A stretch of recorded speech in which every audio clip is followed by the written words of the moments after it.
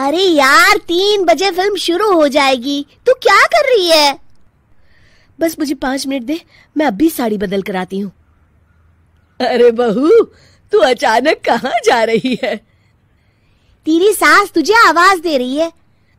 अरे छोड़ ना, ये बुढ़िया कभी नहीं सुधरेगी। क्या हुआ माँ जी?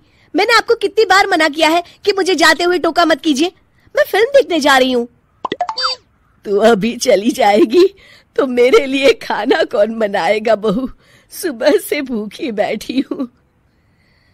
अरे माँ जी, आप कौन सा घर का काम करती हो जो आपको भूख लगी है?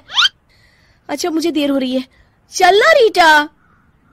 अंजलि के जाते ही सीता देवी अपनी किस्मत को कोसते हुए सारा दिन घर में भूखी बैठी रहती हैं। इस तरह अंजलि अपना बहू होने का कर्तव्य कभी नहीं निभाती थी। वहीं दूसरी तरफ अपनी सास के खाते से पैसे निकाल के अपने शौक पूरे करती थी। लेकिन सीता देवी इस उम्मीद पर थी कि एक दिन उसकी बहू सुधर जाएगी। फिर एक दिन सीता देवी की जुड़वा बहन गीता देवी वहां आती है। अपनी बहन को घर के काम करते हुए देख गीता देवी आग बबूला हो जाती है। अरे ये सब यहाँ क्या चल रहा है सीता? तेरी बहू कहाँ है जो तू घर के काम कर रही है? सीता देवी भावुक होकर रोने लगती है। अब तुझसे क्या छुपाऊं? मेरी बहू रत्ती भर भी मेरी इज्जत नहीं करती। मजबूरी में मुझे घर के सारे काम करने पड़ते हैं। वो तो बस सारा दिन अपनी सहेली के साथ सैर सपाटा करने में लगी रहती है। अच्छा, तो उस चिड़िया के पर निकल आए। तू चिंता मत कर, मैं ऐसी कई बिगड़ैल बहुओं को ठीक कर चुकी हूँ। अब मैं इस चुड़ैल से निपटूंगी। तू कुछ दिनों के लिए मेरे घर चली जा, मेरी बहू तेरी अच्छी देखभाल करेगी। फिर दोनों बहनें आपस में साड़ियां बदल लेती हैं और सीता देवी अपनी बहन के घर चली जाती हैं। देर रात अंजलि जब घर आती है तो अपने कमरे का नजारा देख उसकी आंखें फटी की फटी रह जाती है। हे राम, मेरे कमरे का एसी कहाँ चला गया? और मेरा 56 इंच का एलईडी टीवी कौन ले गया? अंजलि तैस के साथ अपनी सास के कमरे में जाती है। तभी वो देखती है कि उसके कमरे का एसी और टीवी उसकी सास के कमरे में लगा है और गीता देवी आराम से एसी की हवा खाते हुए सास बहू सीरियल का मजा ले रही हैं। अच्छा, तो ये सब इस बुढ़िया की कारस्तानी है। अभी इसे बताती हूँ। ये सब क्या है माँ जी? आपकी हिम्मत कैसे हुई मेरे सामान को हाथ लगाने की? क्यों बहू, ये सारा सामान तूने तेरे पिताजी के पैसों से खरीदा है क्या? है?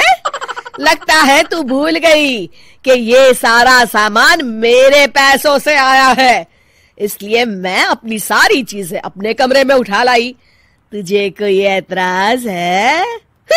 चल जा यहाँ से, सीरियल का मजा किरकिरा मत कर। गीता की बातों का कोई जवाब नहीं बनता देख अंजलि अपने दांत पीस कर रह जाती है। अगले दिन रीटा और अंजलि शॉपिंग पे जाने की तैयारी करती हैं। अंजलि जैसे ही अपनी स्कूटी पर बैठती है तभी गीता देवी स्कूटी की चाबी निकाल लेती हैं। अरे, ये स्कूटी कहाँ लिए जा रही है? ये भी मेरी कमाई की है।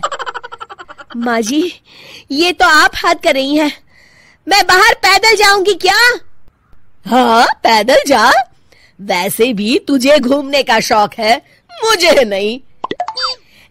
देखिए माँ जी, इस तरह मेरी सहेली के सामने मेरी बेइज्जती करके आप ठीक नहीं कर रही हैं।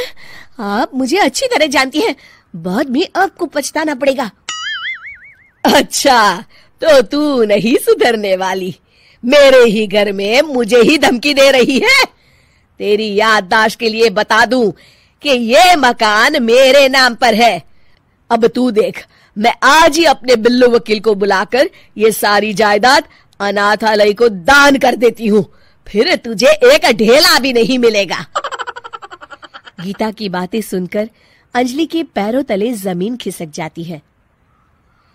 अरे, अगर तेरी सास ने तुझे अपनी जायदाद से बेदखल कर दिया तब तो तू सड़क पर आ जाएगी। मैं तो कहती हूँ चुपचाप अपनी सास से माफी मांग ले अंजलि। हाँ, तो बिल्कुल सही कहती है, मेरी सास का कोई भरोसा नहीं है। अरे नहीं नहीं माँ जी, ऐसा गजब मत करिए। आज के बाद मैं आपको कोई तकलीफ नहीं दूंगी और घर के सारे काम ना मैं ही कर लूंगी। मैं आपको एक अच्छी बहू बनकर दिखाऊंगी। कुछ दिनों के बाद, ये लीजिए माँ जी, आराम से गाजर का हलवा खाइए। खुशबू तो बहुत अच्छी है। हाँ माँ जी, वैसे मैंने सब काम कर लिया है, तो मैं आपके पैर दबा दूं? आप आराम से हलवा खाइए। इस तरह गीता देवी अंजलि को सही रास्ते पर ले आती हैं और सीता देवी वापस अपने घर में आकर रहने लगती हैं।